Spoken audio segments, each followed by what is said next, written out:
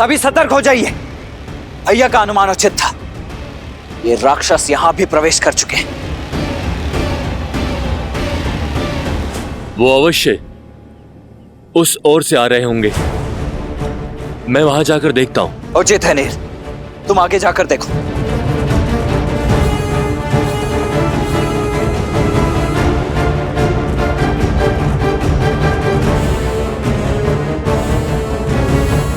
मेरे साथ आइए।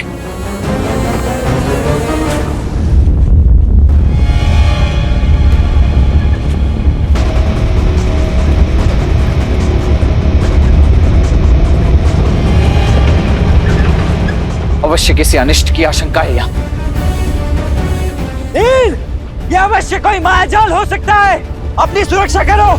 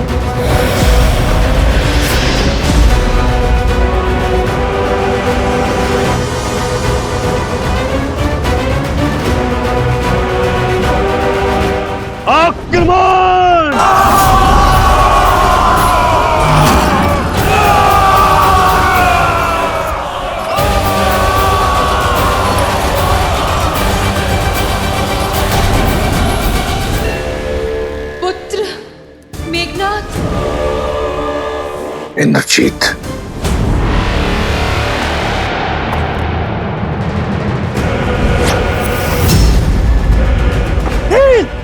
हटो वहां से, वहां मत खड़े रहो। नील, ही सो रहो।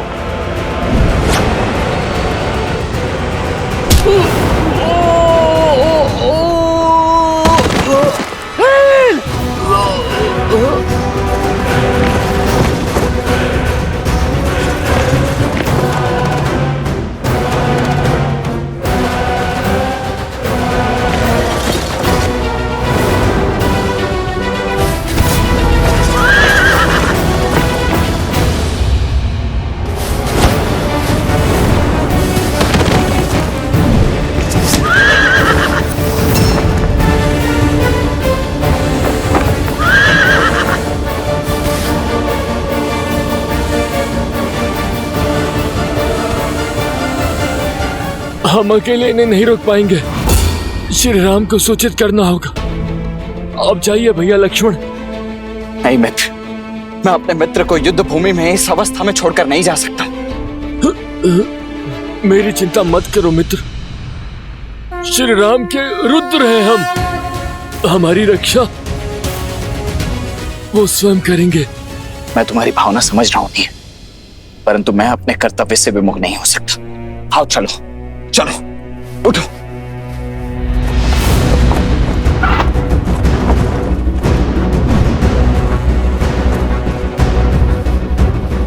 पीछा करो इनका।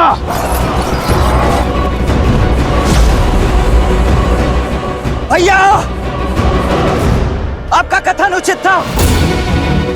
ये एक पाश था, प्रहस्त का आक्रमण हो चुका है।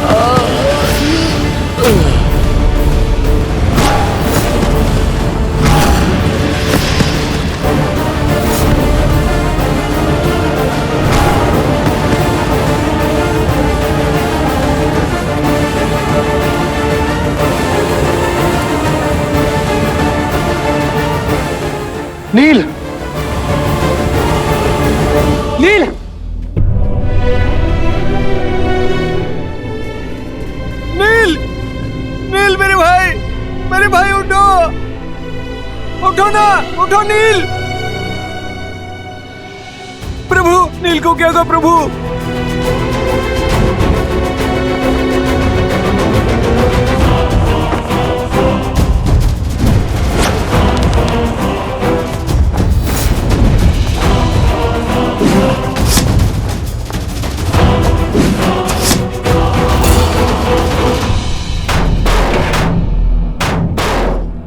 ऐसा कवच मैंने आज तक नहीं देखा। केवल वाणों की दीवार हमारे मायावी प्रहारों को रोक रही है और उस पे एक दरार तक नहीं।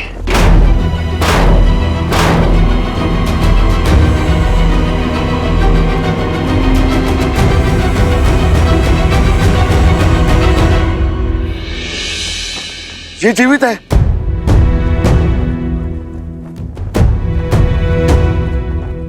इसके शरीर में प्राण शेष है।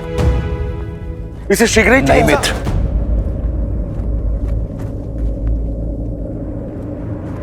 नहीं।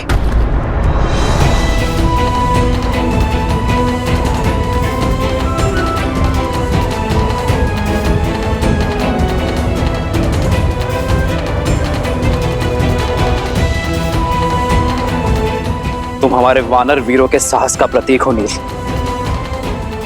इस प्रकार हार नहीं सकते।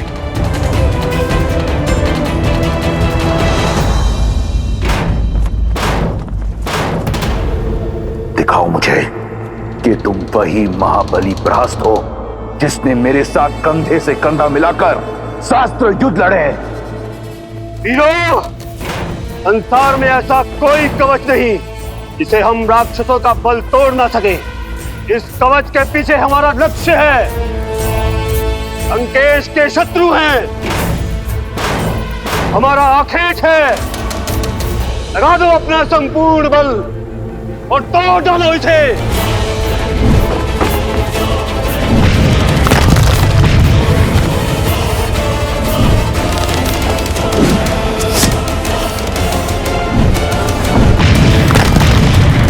असंभव। एक तुच्छ नर केवल बाणों की इतनी अभेद्य भीत कैसे बना सकते हैं?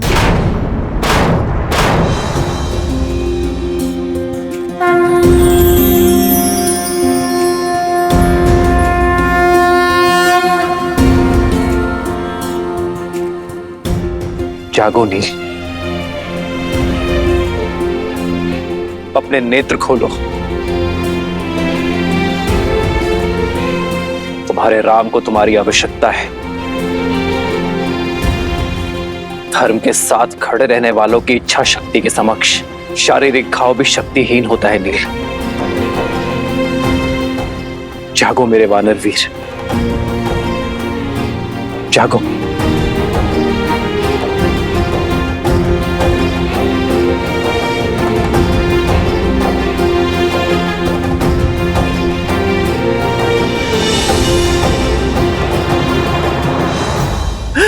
सुग्रीव का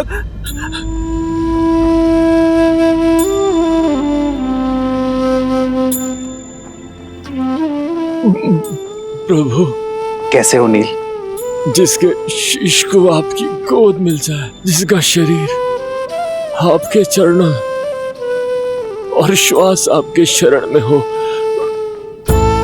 वो तो मानो स्वर्ग में ही होगा ना प्रभु।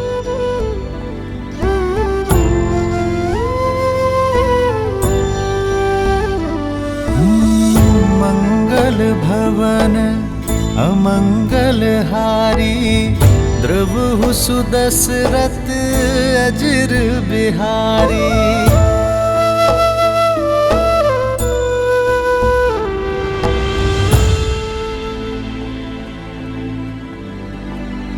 पीड़ा अधिक तो नहीं हो रही ना नील? आपका स्पर्श मिलने से सारी पीड़ा समाप्त हो गई प्रभु। स्वयं को पूर्णता स्वस्थ और ऊर्जावान अनुभव कर रहा हूं। बस मन में एक ही ग्लानि है, एक ही दुख है कि मैं आपकी आशाओं पर खरा नहीं उतर पाया प्रभु। युद्ध में शत्रु को नहीं हरा पाया मैं। मुझे क्षमा कर दीजिए प्रभु। मुझे क्षमा कर दीजिए। क्षमा तुम नहीं, तुम्हें क्षति पहुंचाने वाले मांगेंगे नील।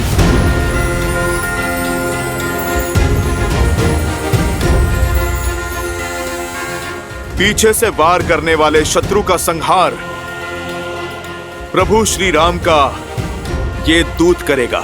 जय महावीर हनुमान। अब युद्ध भूमि में हाहाकार मैया सीता का ये पुत्र मचाएगा।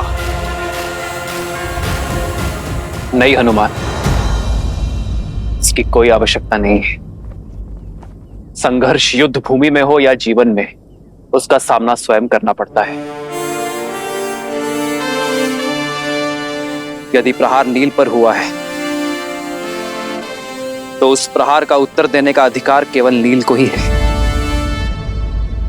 प्रभु, किंतु नील को तो गहरी चोट लगी है। चोट शरीर पर लगी है, साहस पर नहीं, सामर्थ्य पर नहीं। यदि मन ठान ले तो शरीर भी साथ अवश्य देगा।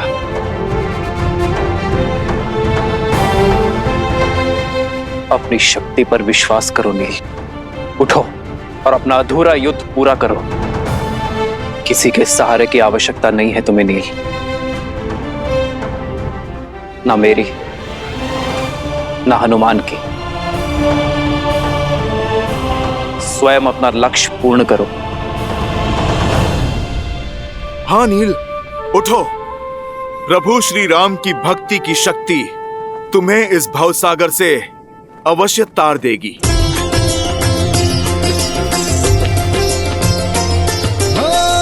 मंगल भवन मंगल हारी, द्रवहु सुदशरथ अजर बिहारी।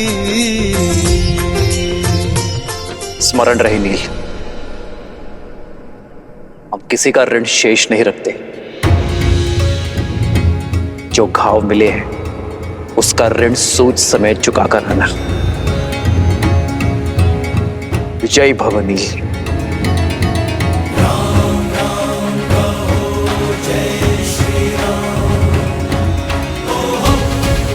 लो नील। राम राम कहो जय श्री राम, दशरथ नंदन राजा राम।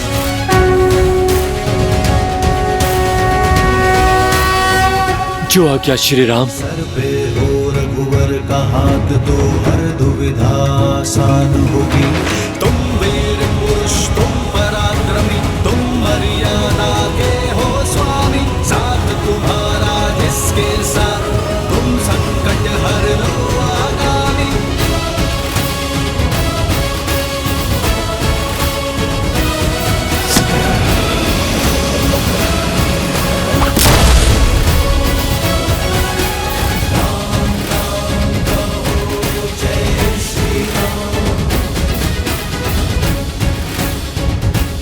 जय श्री राम।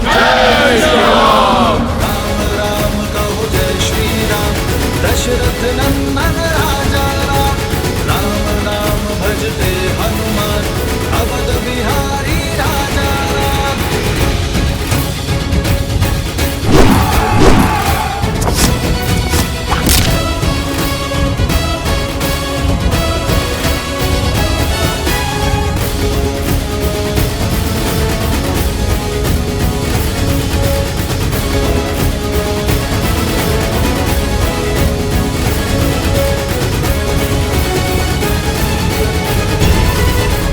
देख क्या रहे हो प्रहस्त? मेरे हाथ में एक गदा नहीं, मेरे राम का आशीष और उनका स्पर्श है।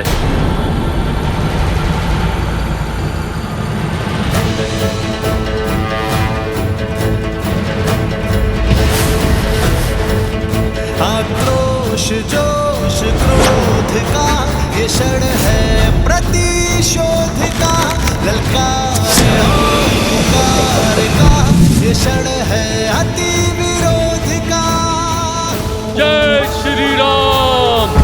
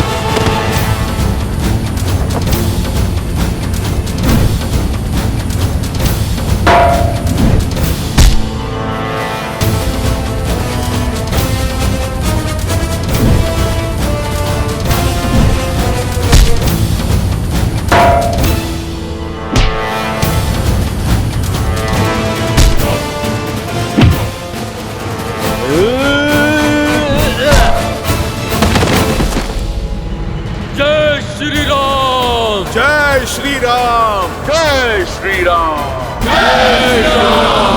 जय श्री राम। जिसके स्पर्श मात्र से एक घायल वानर काल बन जाए, वो नर नहीं नारायण है। श्री राम श्री राम श्री राम श्री राम।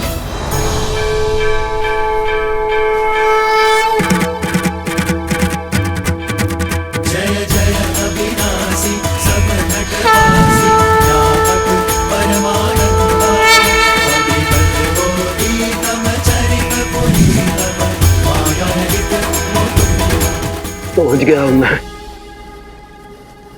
कि देवी मंदोदरी ठीक कहती है, आप नर नहीं नारायण है, साक्षात विष्णु का अवतार है। खेद केवल इतना है कि बहुत देर में समझा। मेरे पाप क्षमा करें। मुझे अगले जन्म में उच्च योनि, अच्छा जीवन और अच्छा कुल देश श्री राम पापों से दूर रखे। पिछले जन्म के कर्मों का फल होता है अगला जन्म। इस जन्म के कर्म तो भोग नहीं होंगे प्रहस्त, किंतु मैं आशा करूंगा कि इस जन्म से मिली सीख अगले जन्म के लिए पुण्य और सदाचार की नींव रखेगी। श्री राम।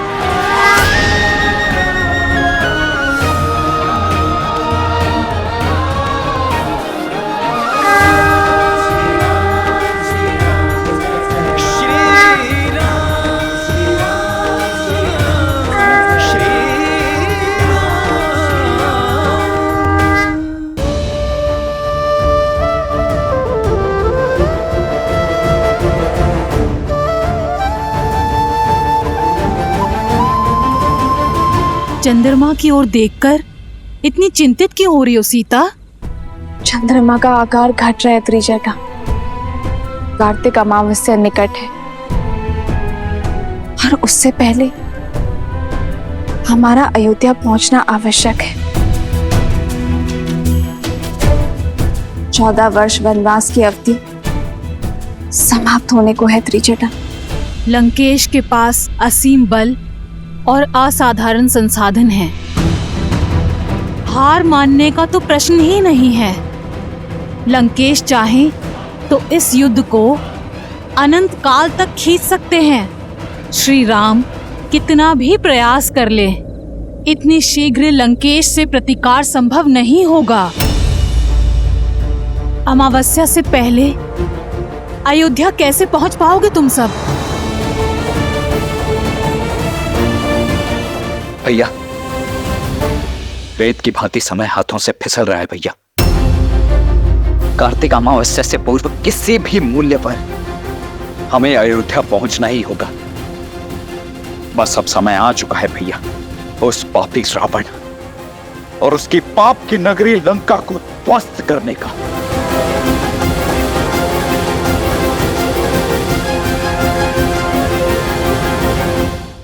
चौदह वर्ष वनवास की अवधि समाप्त होने को है त्रिजटा।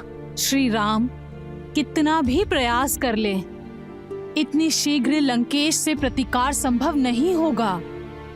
अमावस्या से पहले अयोध्या कैसे पहुंच पाओगे तुम सब? देखना त्रिजटा, मेरे श्री राम शीघ्र ही कोई समाधान निकाल लेंगे। बस माता गौरी से प्रार्थना है कि मेरे श्री राम को सकुशल रखे।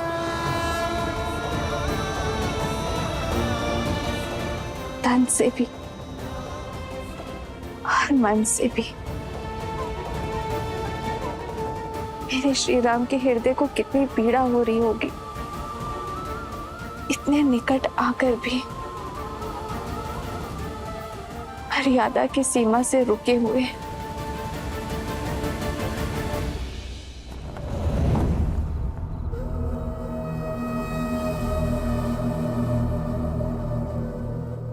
प्रतिशोध,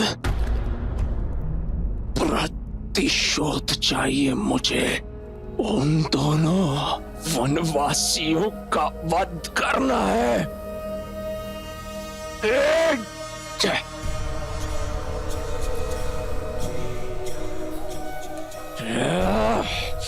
प्रतिशोध की अग्नि को प्रज्वलित रखने के लिए उसमें विश्वास का घी डालना पड़ता है, दुर्बलता का जल नहीं। स्मरण करो, तुम कौन हो, किसके पुत्र हो।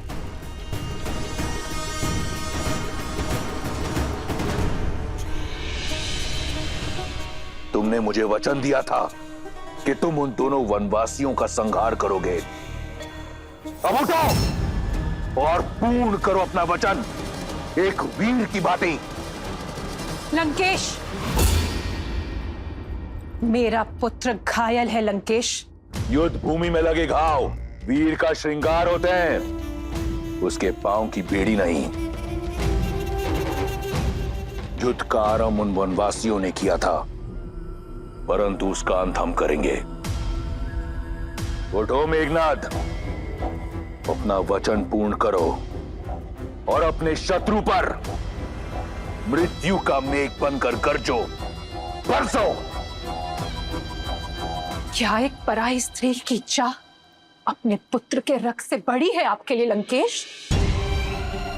सुध में मेघनाद को नहीं, आपको आने की आवश्यकता है। प्रतिशोध के मद में परिस्थिति को नकार कर मृत्यु से निकले मेरे पुत्र को पुनः मृत्यु की ओर धकेल रहे हैं आप। पिता हैं आप उसके, कुछ तो दया दिखाइए लंकेश। मौन, मौन। एक वीर को दया की नहीं, दिशा की आवश्यकता होती है। ये जो यहां मूर्छित पड़ा है, ये कोई साधारण राक्षस नहीं, मेरा पुत्र इंद्रजीत है। घोर तप से अर्जित मेरा वरदान है। इतनी जल्दी इसका शौर्य क्षीण नहीं हो सकता। लंका का युवराज है ये, इसे अपना कर्तव्य पूरा करने दो। लंका के शत्रु वहां हमारी प्रतीक्षा कर रहे हैं, उन्हें उत्तर देगा मेरा मेघनाद। उठो मेघनाद, बहुत हुआ विश्राम, अब करो संग्राम, करो संघार, प्रयास से, प्राण से। वयम रक्षामा, वयम रक्षामा। यदि ऐसा ही है तो मेरे पुत्र तक पहुंचने के लिए अपने संग्राम की पहली भेंट मुझे चढ़ाइए आप लंकेश, क्योंकि ये मां ना आपकी हट पूरी होने देगी और ना ही अपने पुत्र को कहीं जाने देगी। क्योंकि जो मेरे सामने है वो लंका का युवराज नहीं, मेरा पुत्र है, जिसे मैंने अपनी कोख में पाला है, अपने रक्त से पाला है लंकेश। और इस रक्त को अब मैं बहने नहीं दूंगी। इसे जीवन दिया है मैंने, और मेरे होते हुए इसका जीवन जाने नहीं दूंगी मैं। यदि अब युद्ध में मेघनाद गया तो मेरे शव से होकर जाएगा।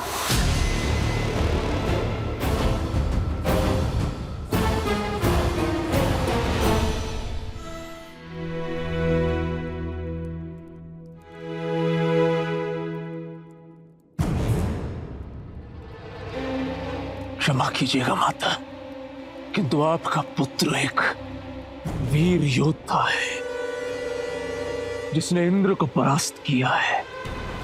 मैं एक तुच्छ वनवासी से पराजय स्वीकार नहीं कर सकता।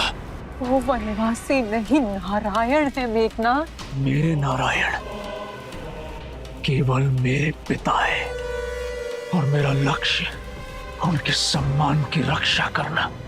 मेघनाद, तुम घायल हो पुत्र। और मेरे घावों की औषधि उस वनवासी का रक्त है। मेघनाथ, मैं उसी से ठीक होऊंगा।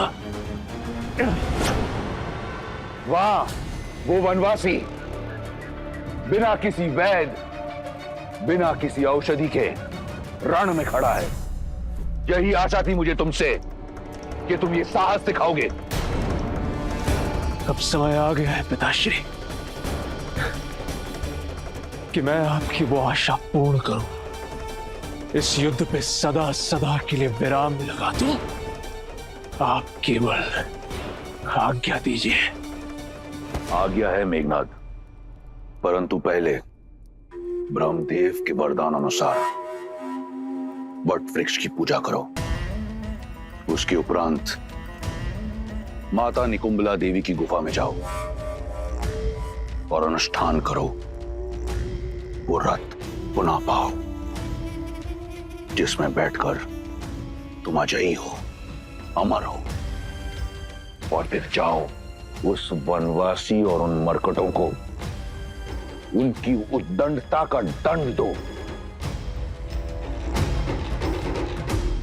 स्मरण रहे पुत्र, हम राक्षस हैं। हमें हर वरदान घोर तप के पश्चात मिलता है।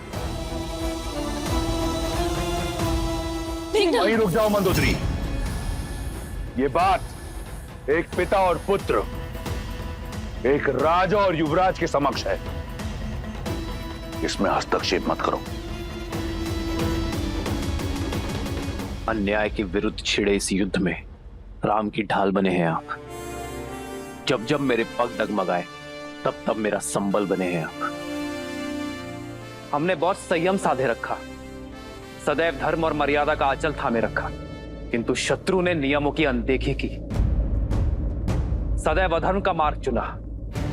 मेरे वानर वीरों, अब तक आप सब इस राम की ढाल रहे हैं, किंतु अब समय आ गया है कि मेरी ढाल मेरे शस्त्र बन जाए, मेरे संबल शत्रु का आधार हिला दे। असुरों ने हर असुरी शक्ति का प्रयोग किया, किंतु अब समय है मानव और वानर की एकता के शक्ति प्रदर्शन का। लंका की ये भिट्टियां हमें चुनौती दे रही हैं वानर वीरों। अब समय आ गया है लंका के अभिमान को भंग करने का, स्वर्ण लंका के मान को भस्म कर देने का, अभेद्य लंका को भेदने का। जिन्होंने इस संसार के हर घर को असुरक्षित कर छोड़ा है, उन मायावियों को उनके ही नगर, उनके ही घर में घुसकर समाप्त करने का।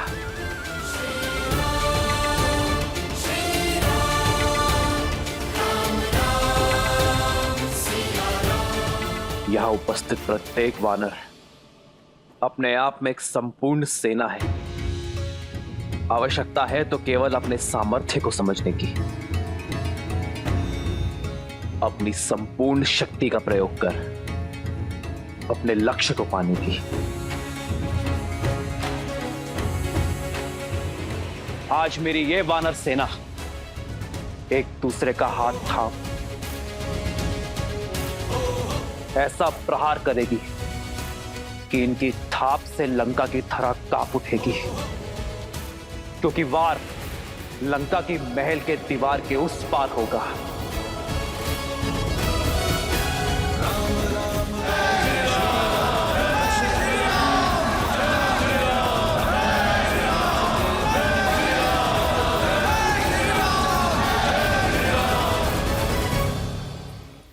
मां का स्थान सदा पिता और पुत्र के बीच ही होता है लंकेश, और महारानी को युवराज और महाराज के बीच हस्तक्षेप करने का पूरा अधिकार है। आप मेरी बात क्यों नहीं समझ रहे हैं लंकेश? जिनसे आप युद्ध कर रहे हैं वो स्वयं श्री विष्णु है, नारायण है लंकेश। तुम्हारे इस भय का केवल एक ही निवारण है, केवल एक, उस कथित विष्णु का वध। माता,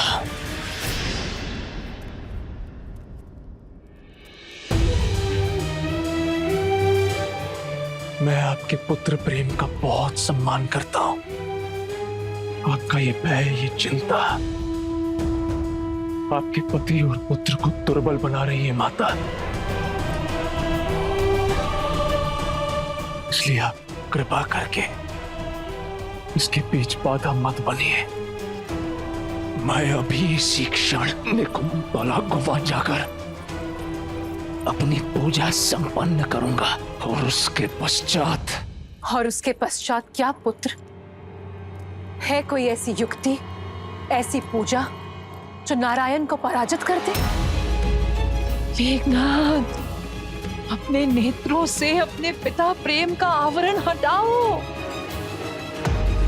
और सत्य से मुख मत मोड़ो। सत्य से मुख तो आप मोड़ रही है माता। बस मैंने अपने पहले प्रहार में ही राम और लक्ष्मण दोनों का अंत कर दिया था। जिस राम को आप नारायण कह रही हैं, वो मेरे नागपाश के प्रहार से भूमि पर पड़ा अपने अंतिम श्वास गिन रहा था। वो कोई नारायण नहीं है माता, केवल एक तुच्छ नर है। पिछली बार तो वो बच गया, किंतु इस बार मैं अपनी पूजा संपन्न करके उन पर ऐसा प्रहार करूंगा कि नर के साथ साथ उनके तथाकथित नारायण का भी अंत हो जाएगा। मेघनाथ, तुम कहीं नहीं जाओगे। मेघनाथ, माता, आप समझ क्यों नहीं रही हैं? लंका का युवराज होने के नाते मेरा कर्तव्य है लंका का संरक्षण। अपनी दृढ़ता से मुझे बल दीजिए माता, अपनी ममता से मुझे दुर्बल मत कीजिए। मुझे मेरा कर्तव्य निभाने दीजिए।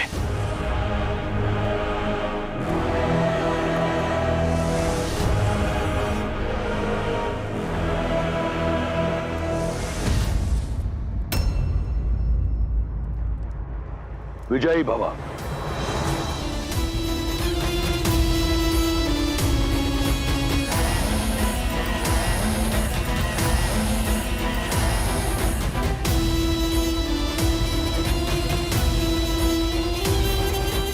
मेघनाथ, मेघनाथ, मेरी बात सुनो।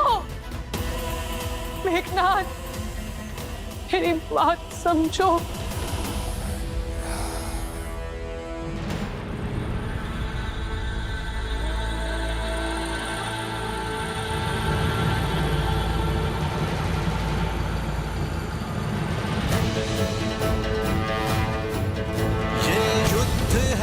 महायुद्ध है, राम शांत रावण क्रोध है, ये युद्ध है, महायुद्ध है, राम शांत रावण क्रोध है, क्रोध है, क्रोध है।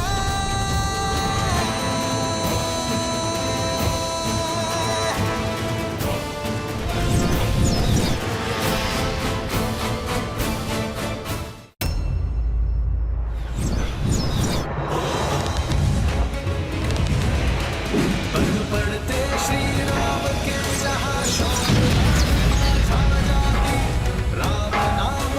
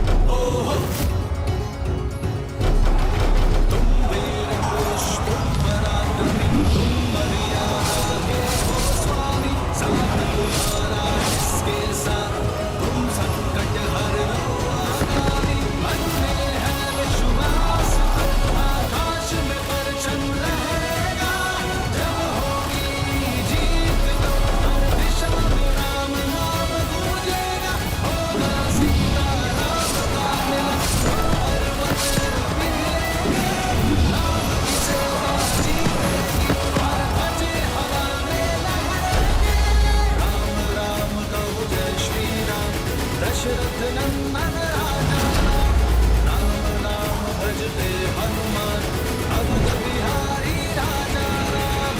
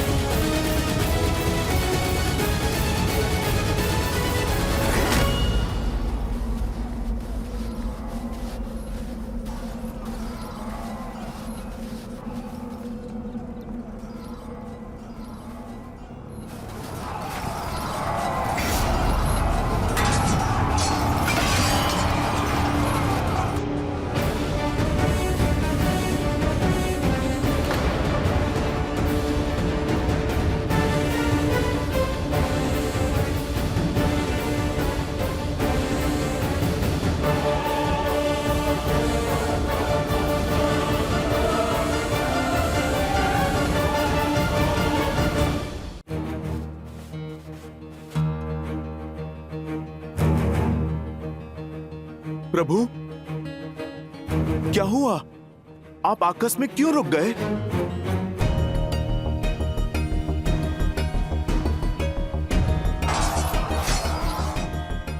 चलिए भैया।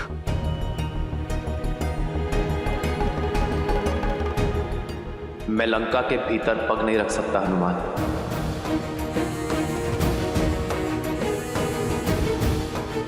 मैं लंका के इस द्वार की मर्यादा भंग कर सकता, परंतु मेरी मर्यादा नहीं। कौन सी मर्यादा भैया? इस रावण ने कौन सी मर्यादा पाली है जो आप मर्यादा के विषय में सोच रहे हैं? यदि रावण की भांति मैंने भी मर्यादा का उल्लंघन किया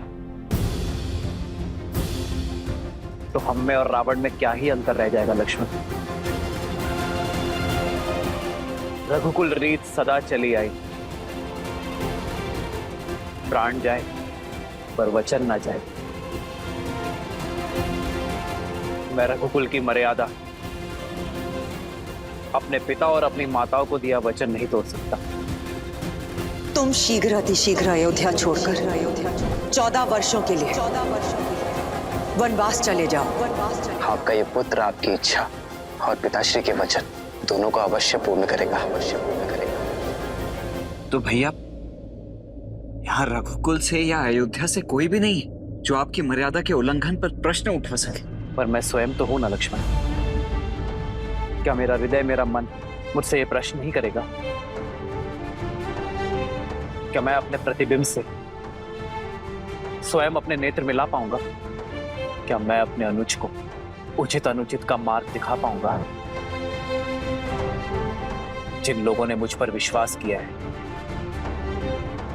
मेरे लिए अपना जीवन न्यौछावर किया है, क्या मैं उनका विश्वास सिद्ध कर पाऊंगा? मैं एक वनवासी हूं लक्ष्मण, अपने राज्य से निष्कासित।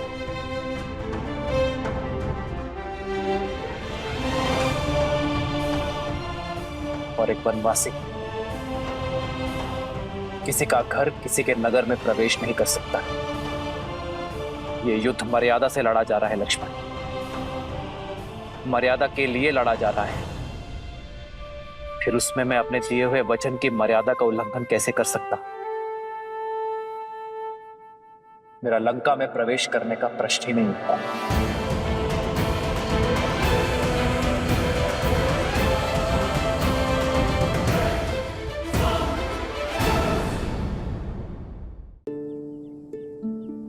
मैं एक वनवासी हूं लक्ष्मण,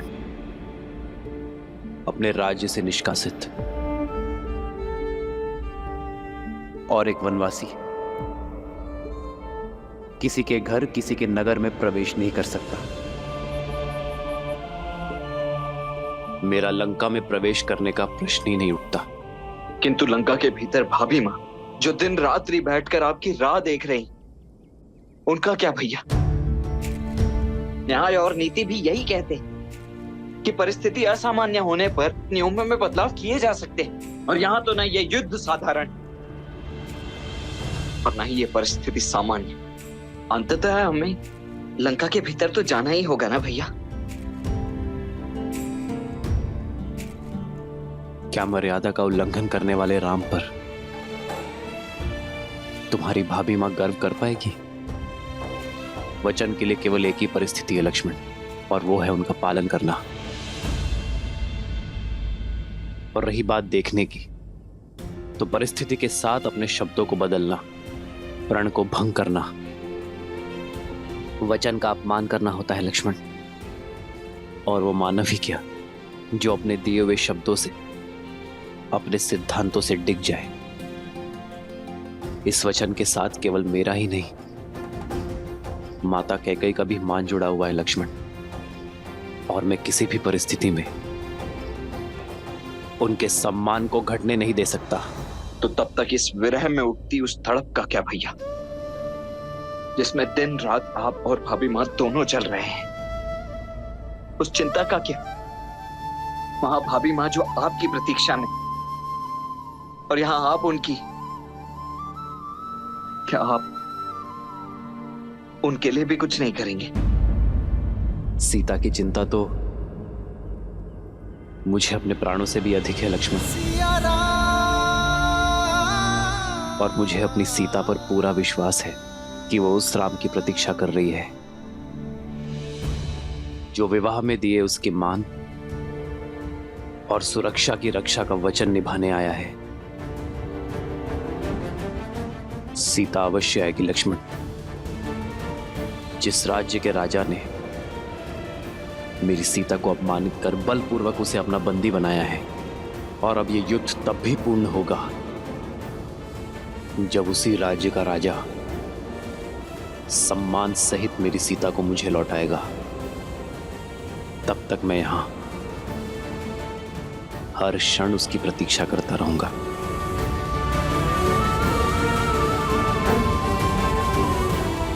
सीता लंका में बंदी बनकर आई थी, किंतु बाहर एक रानी बनकर आएगी।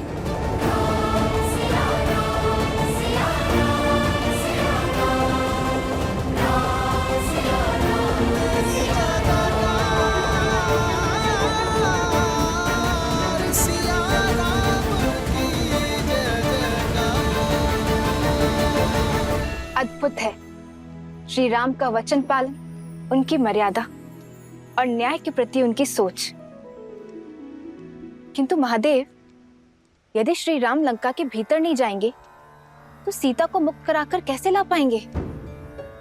अमावस्या के पूर्व अयोध्या कैसे लौट पाएंगे? और भरत के प्राण कैसे बचा पाएंगे? इतने कठिन समय पर भी वो अपने वचन पर अडिग क्यों हैं? मर्यादा का आंचल थामे क्यों खड़े हैं श्री राम?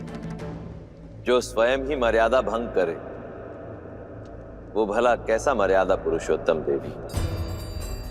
एक नर का मर्यादा और धर्म के प्रति समर्पण का भाव और उन्हें किसी भी मूल्य पर पूरा करने की हट उसे नारायण बनाते हैं। और श्री राम का यह समर्पण भाव और हट ही है जो उन्हें मर्यादा पुरुषोत्तम श्री राम बनाती। वैसे भी देवी, जिसने इस संसार में धर्म और मर्यादा की स्थापना हेतु ही अवतार लिया, वो भला मर्यादा का उल्लंघन कैसे कर सकते? यदि मर्यादा का आंचल थामे रहेंगे तो अमावस्या तक सीता को लेकर अयोध्या कैसे पहुंच पाएंगे? देवी, मैंने आपसे पहले ही कहा था कि ना तो ये युद्ध सरल होगा और ना ही इसके द्वारा प्रस्तुत की गई चुनौतियां। परिस्थितियां अत्यंत विषम हैं और इन विषम परिस्थितियों से हमारे समक्ष कई प्रश्न उठ खड़े हुए हैं। कैसे करेंगे श्री राम संसार में धर्म और मर्यादा की स्थापना? कैसे करेंगे श्री राम देवी सीता की रक्षा? कैसे समय रहते पहुंचेंगे श्री राम अयोध्या अपने भ्राता भरत के प्राण बचाने के लिए? परंतु इन सभी प्रश्नों के उत्तर मैं नहीं दूंगा। इन सभी प्रश्नों के उत्तर देंगे श्री हरि विष्णु के मनुष्य अवतार मर्यादा पुरुषोत्तम श्री राम।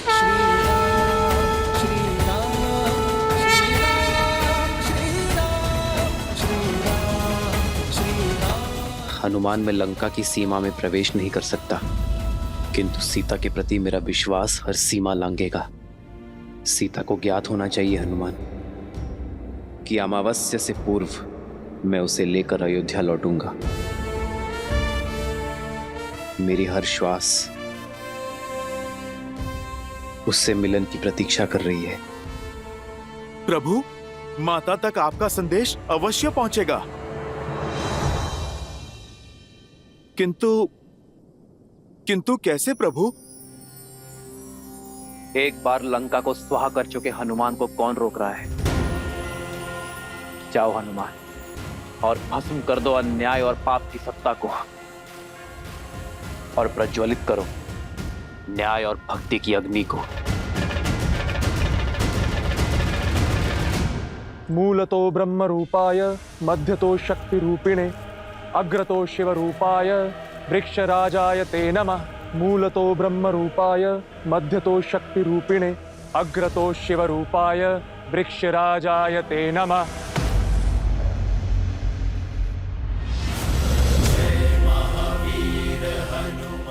भागो, भागो।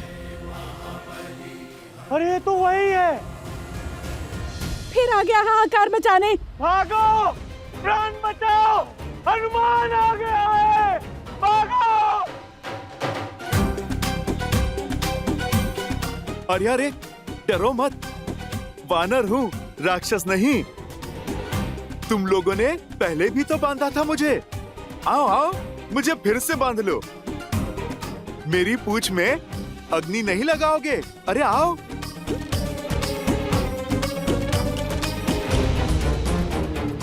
आओ आओ आओ ना, लगाओ अग्नि। ये तो वही है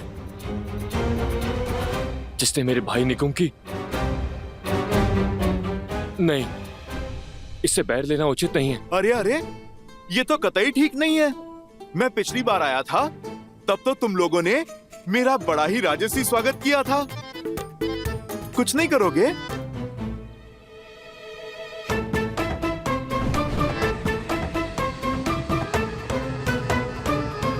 अरे भाई, विलंब किस बात का? पकड़ो मेरी पूंछ। अरे बढ़ाओ हाथ और लगाओ अग्नि। बढ़ाओ बढ़ाओ। तू जाना, तू जाना, तू जा, तू जा।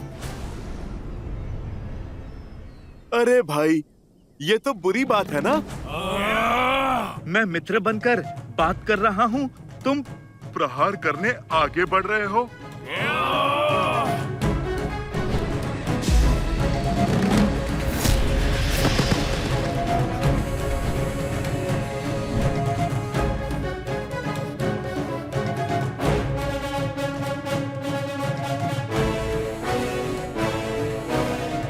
आ गए मेरे शिष्यों? जी हनुमान काका।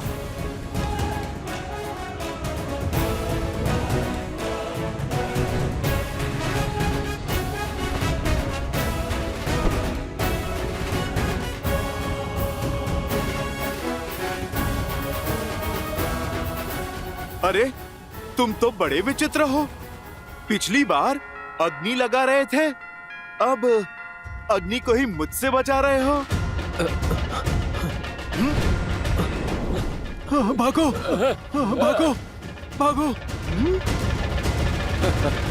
चलो, अब दीप प्रज्वलित हुआ, अब कार्यक्रम आरंभ करते हैं। जय हनुमान ज्ञान गुण सागर, जय कपीस तिहु लोक उजागर, रामदूत अतुलित बल धामा, अंजनी पुत्र पवन सुत नामा, राम दुआरे तुम रखवारे, होत न आज्ञा बिनु पैसारे, आपन तेज संहारो आपै, दीन लोक हाथ कै तापै, लाल देह लाली लसै, अरु धरि लाल लबू, वज्र देह दानव चलत, जय जय जय कपीसु।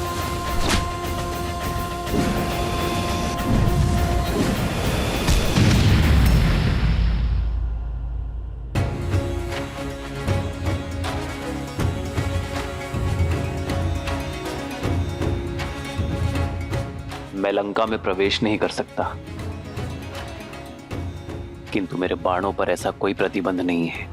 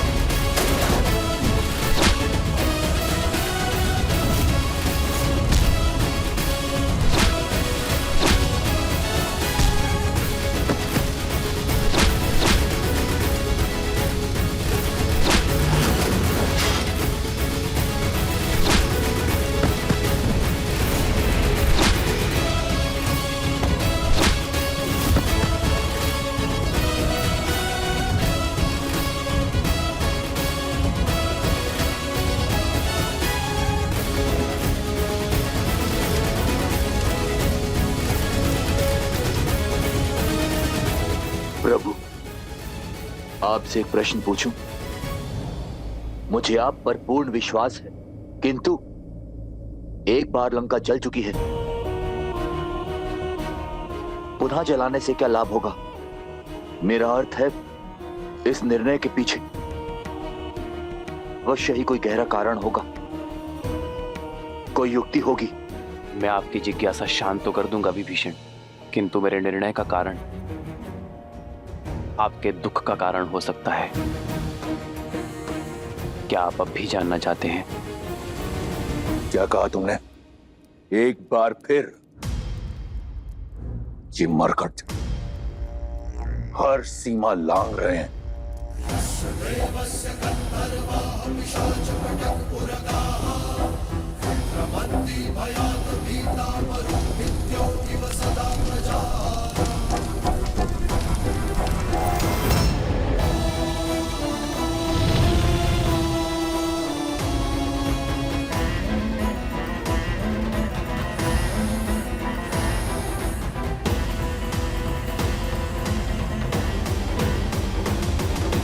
ये अग्नि लंका दहन के लिए नहीं है, रावण के मन में और अधीरता भड़काने के लिए है। जब व्यक्ति अधीर हो जाता है तो उसके विवेक पर विकार हावी हो जाता है, उसके सोचने की शक्ति क्षीण हो जाती है, और मैं चाहता हूं रावण इस युद्ध की सबसे बड़ी भूल करे, शीघ्र अतिशीघ्र करे। कैसी भूल प्रभु? मैं कुछ समझा नहीं। कुंभकर्ण, आप ही ने सूचना दी थी ना? रावण के पास ब्रह्मास्त्र से भी बड़ा अस्त्र है। कुंभकर्ण, जो अभी निद्रा में है, यदि वो 2 दिन तक और सोता रहा, अपनी निद्रा पूर्ण कर ली, तो उसे मिले वरदान के अनुसार वो अगले 6 माह तक अजय और अमर होगा। उसे युद्ध में पराजय करना असंभव होगा विभीषण। हमारे पास इतना समय नहीं है विभीषण। रावण को इस बात का ज्ञात है, इसीलिए वो 2 दिन बीतने की प्रतीक्षा कर रहा है, हमें व्यस्त करने का प्रयास कर रहा है, किंतु मैं ये होने नहीं दूंगा। मेरी ये युक्ति रावण के धैर्य का बांध तोड़ उसे अधीर बनाकर कुंभकर्ण को जगाने के लिए विवश कर देगी। विभीषण, मैं जानता हूं आपके भाई के लिए आपका हृदय विचलित है, किंतु यह संहार आवश्यक है धर्म की स्थापना के लिए। लंका के द्वार से राम, लक्ष्मण और उनकी सेना आक्रमण कर रही है। लंका के भीतर ये वानर उत्पात मचा रहे हैं। हमारी सेना दोहरे आक्रमण के लिए सज्ज नहीं। समस्या विकराल है महाराज। शीघ्र, अतिशीघ्र समाधान खोजना होगा। समाधान एक ही है महाराज, युवराज इंद्रजीत। और वो देवी निकुंभला के अनुष्ठान में लगा है। उसका अनुष्ठान कहां तक पहुंचा? अभी वो वट वृक्ष की पूजा संपन्न कर रहे हैं। उसके पश्चात ही युवराज निकुंभला देवी की पूजा आरंभ करेंगे महाराज। ब्रह्मदेव, इस वट वृक्ष की पूजा संपन्न हुई। अब आपके दिए वरदान के अनुसार मैं देवी निकुंभिला का आह्वान करने हेतु सज्ज हूं। अपने आशीर्वाद के फलीभूत होने का आशीर्वाद दीजिए ब्रह्मदेव, क्योंकि निकुंभिला देवी की पूजा संपन्न होने के पश्चात इस समस्त संसार में मुझे कोई पराजित नहीं कर पाएगा। अजय हो जाऊंगा मैं सदा सदा के लिए। अग्रतो शिव रूपाय वृक्षराजाय ते नमः। मूलतो ब्रह्म रूपाय मध्यतो शक्ति रूपिणे। अग्रतः शिव रूपाय वृक्षराजाय ते नमः।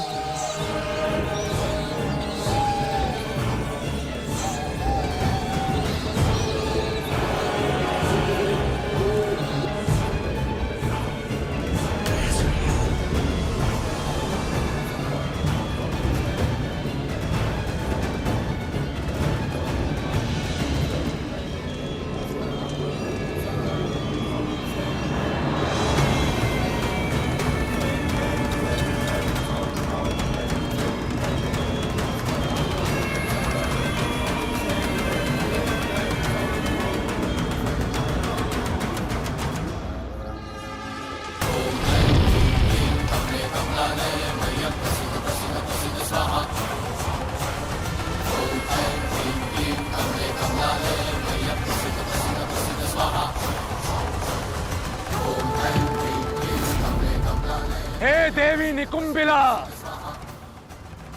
मैं दशानन रावण पुत्र इंद्रजीत आपका आवाहन करता हूं।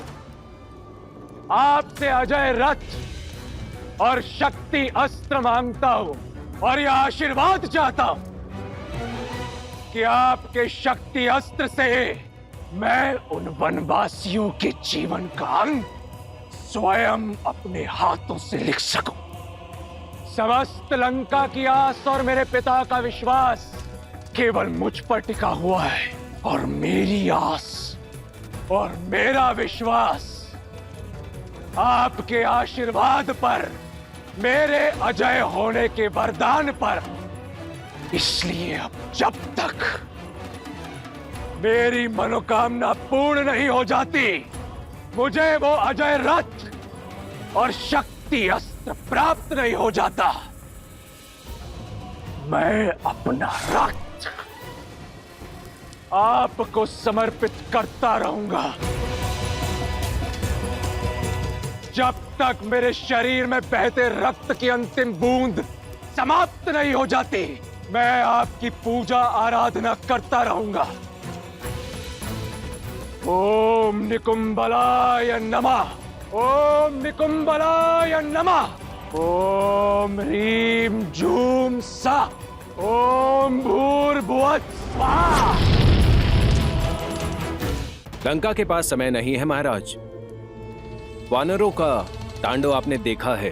शीघ्र ही कुछ नहीं किया तो हम सब कुछ हार जाएंगे महाराज।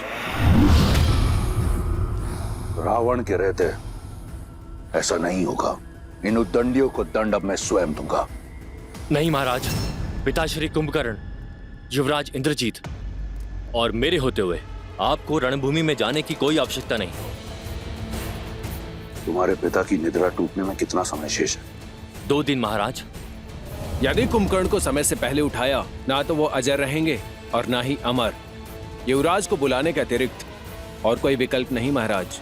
हाँ महाराज, हमें युवराज इंद्रजीत को वापस बुला लेना चाहिए। अब वो ही हैं जो इन नर और वानरों की सेना से इस लंका को बचा सकते हैं।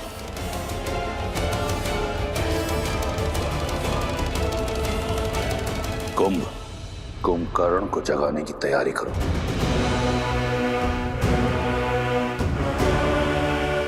एक बार सोच लीजिए महाराज, यदि पिताश्री को अभी उठाया तो अगले 6 माह तक अपना अमृतत्व खो देंगे। तुम्हें क्या लगता है इस बात का मुझे ज्ञान नहीं? रावण से अधिक कुंभकर्ण की शक्तियों के बारे में कोई नहीं जानता। चाहे उसकी निद्रा पूर्ण हो या ना हो, मेरे कुंभकर्ण में इतना बल है कि वो उन मरकटों पर काल बनकर बरसेगा। तुम लंकेश के आदेश का पालन करो और उठाओ मेरे कुंभकर्ण को। मैं राम और इस युद्ध का अंत देखना चाहता हूं, शीघ्र अतिशीघ्र।